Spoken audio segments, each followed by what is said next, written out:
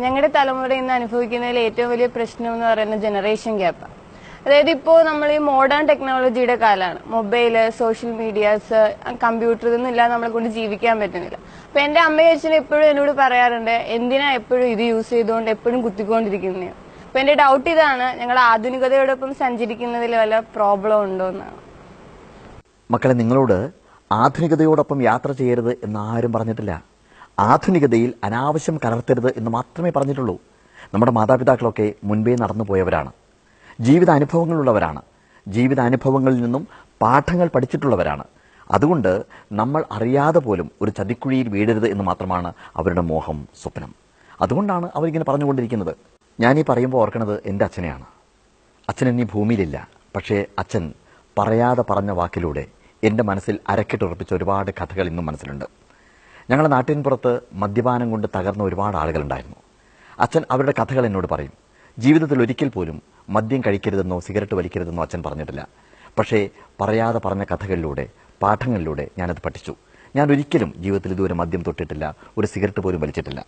അച്ഛൻ കുട്ടിക്കാലത്ത് എന്നോട് പറയുമായിരുന്നു, ഒരു ചരൽക്കല്ലിന് ഒരു തടാകത്തെ ചലിപ്പിക്കാൻ പറ്റുമെങ്കിൽ സ്നേഹം എന്ന പ്രതിഭാസത്തിന് ഈ പ്രപഞ്ചത്തെ മുഴുവൻ ഇളക്കിമറിക്കാൻ പറ്റുമെന്ന്.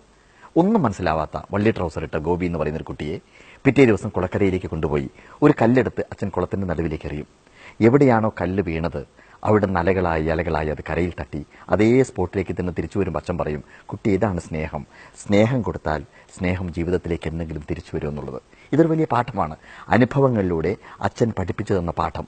ഇതാണ് നമ്മുടെ മാതാപിതാക്കൾ നമ്മളോട് ചെയ്തുകൊണ്ടിരിക്കുന്നത്. അത് നമ്മൾ മനസ്സിലാക്കണം. അവിടെ നമ്മൾ കയർക്കുകയല്ല വേണ്ടത്, ദേഷ്യപ്പെടുകയല്ല വേണ്ടത്. നേരെമറിച്ച് വലിയ പാഠങ്ങളാണ് അവർ പറഞ്ഞു തരുന്നതെന്നുള്ള ബോധം നമുക്ക് വേണം. നിങ്ങൾ ഈ ഒറ്റക്കണ്ണിയുടെ ഒരു കഥ കേട്ടിട്ടുണ്ടോ?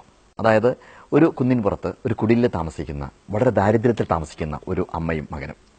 ഈ അമ്മ ഒറ്റക്കണ്ണിയാണ്. ഈ അമ്മയുടെ മകൻ 7ാം ക്ലാസ്സിൽ പഠിക്കുന്നു. എന്നും ചോറ്റുപാത്രവും പുസ്തകവുമായിട്ട് അവൻ സ്കൂളിലേക്ക് പോകും. ഒരു ദിവസം ദാരിദ്ര്യത്തിലായതുകൊണ്ട് ആ കുട്ടിക്ക് ചോറ് കൊടുത്തയക്കാൻ അവിടെ അരി ഉണ്ടായിരുന്നില്ല. അവൻ ചോറില്ലാതെ സ്കൂളിലേക്ക് പോയി. അമ്മ എവിടെയൊക്കെയോ പോയി അരി വാങ്ങി ചോറുണ്ടാക്കി സ്കൂളിലേക്ക് നേരെ പോയി ചോറ്റുപാത്രവുമായിട്ട്. ക്ലാസ്സിൽ കുട്ടികളിരിക്കുന്ന സമയത്ത്, അധ്യാപകൻ പഠിപ്പിച്ചുകൊണ്ടിരിക്കുന്ന സമയത്ത് ഒന്നും അറിയാത്ത ഈ ഒറ്റക്കണ്ണിയായിട്ടുള്ള അമ്മ ഈ ചോറ്റുപാത്രവുമായിട്ട് നേരെ ക്ലാസ്സിലേക്ക് ഇരച്ചു കയറി. കുട്ടികളെല്ലാം പൊട്ടിച്ചിരിച്ചു. ആ ചോറ്റുപാത്രം അവിടെ വെച്ച് അമ്മ പോന്നു. പക്ഷേ ആ കുട്ടികൾ കണ്ടു ആ അമ്മയ്ക്ക് ഒരു കണ്ണേ ഉള്ളൂ എന്നുള്ളത്. അതുകൊണ്ട് തന്നെ ആ കുട്ടിയെ മറ്റു കുട്ടികളെല്ലാം ഒറ്റക്കണ്ണിയുടെ മകൻ എന്ന് പറഞ്ഞ് കളിയാക്കാൻ തുടങ്ങി. ഇത് അവന് വലിയൊരു കുറച്ചിലായി. ഒരു ദിവസം ഒരു കൂട്ടുകാരൻ ഒറ്റക്കണ്ണിയുടെ മകൻ എന്ന് വിളിച്ചപ്പോൾ പറങ്കിമാവൻ തോട്ടത്തിൽ വെച്ചിട്ട് ഒരു കല്ലെടുത്ത് അവൻ്റെ നെറ്റിയിലിടിച്ചു. ചോര വാർന്നൊഴുകുന്നത് കണ്ടപ്പോൾ ആ കുട്ടി നേരെ ഓടി.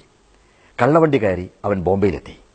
ബോംബെയിൽ ചെന്ന് കഴിഞ്ഞ ശേഷം പലതരത്തിൽ അധ്വാനിച്ച് ഒരുപാട് കഷ്ടപ്പെട്ട് ഭാരതം അറിയുന്ന ഒരു ബിസിനസ്സുകാരനായിട്ട് മാറി അവൻ. അവനെക്കുറിച്ച് ഒരു പത്രത്തിൽ, ഒരു സൺഡേ സപ്ലിമെന്റിൽ ന്യൂസ് വന്ന സമയത്ത് 7ാം ക്ലാസ് വരെ പഠിച്ച ഈ സ്കൂളിന്റെ പേരും അതിനകത്തുണ്ടായിരുന്നു. അങ്ങനെ സ്കൂളിന്റെ അധികൃതർ അവനെ നാട്ടിലേക്ക് വിളിച്ചൊരു സ്വീകരണം കൊടുത്തു. ആ സ്കൂളിൽ സ്വീകരണത്തിന് വരുമ്പോഴാണ് അവന് അവൻ്റെ അമ്മയെയും വളർന്ന പ്രദേശവും കുടിലും ഒക്കെ ഒന്ന് കാണണമെന്ന് ആഗ്രഹം തോന്നിയത്. അവൻ പരിപാടി കഴിഞ്ഞ് നേരെ അങ്ങോട്ട് പോയി ഒറ്റയ്ക്ക്. അവിടെ ചെല്ലുമ്പോൾ ആ പരിസരം ആകെ മാറിപ്പോയിട്ടുണ്ടായിരുന്നു. വളരെ പ്രായം ചെന്ന ഒരാൾ അവിടെ താമസിക്കുന്നുണ്ടായിരുന്നു. അദ്ദേഹം വന്ന് ചോദിച്ചു, നിങ്ങൾ ആരാ? അവൻ പറഞ്ഞു, ഇവിടെ പണ്ട് താമസിച്ചിരുന്ന ഒറ്റക്കണ്ണിയുടെ മകനാണ് എന്നുള്ളത്. അദ്ദേഹം പറഞ്ഞു, നിന്റെ അമ്മ മരിച്ചുപോയി. പക്ഷേ നീ ഒരു കാര്യം മനസ്സിലാക്കണം, നീ എന്തെങ്കിലും വരുമെന്ന് വിചാരിച്ച് നിന്റെ അമ്മ എൻ്റെ കയ്യിലൊരു കത്ത് തന്നിട്ടുണ്ടായിരുന്നു എന്ന്. അദ്ദേഹം അകത്ത് കയറി ആ കത്തുമായി പുറത്തു വന്നു. ആ കത്ത് അവൻ്റെ കയ്യിലേൽപ്പിച്ചു. അവൻ തുറന്നു വായിച്ചു. അതിൽ ഇങ്ങനെ എഴുതിയിരുന്നു, എൻ്റെ പ്രിയപ്പെട്ട മോന്, നീ എന്നെങ്കിലും ഒരിക്കൽ തിരിച്ചു വരുമെന്ന് കരുതിയാണ് അമ്മ ഈ കത്ത് എഴുതുന്നത്. നീ തിരിച്ചു വരുമ്പോഴേക്കും അമ്മ ഈ ഭൂമിയിൽ ഉണ്ടാകുമോ എന്നെനിക്കറിയില്ല. നീ എവിടെയാണ് എന്ന് അമ്മയ്ക്കറിയില്ല. പക്ഷേ നീ ഒരു സത്യം അറിയേണ്ടതുണ്ട്. നമ്മൾ താമസിച്ചിരുന്നത് പട്ടണത്തിലായിരുന്നു. നീ ജനിച്ച് 1 വയസ്സാകുമ്പോഴേക്കും നിന്റെ അച്ഛൻ ഒരു ആക്സിഡന്റിൽ മരിച്ചുപോയി.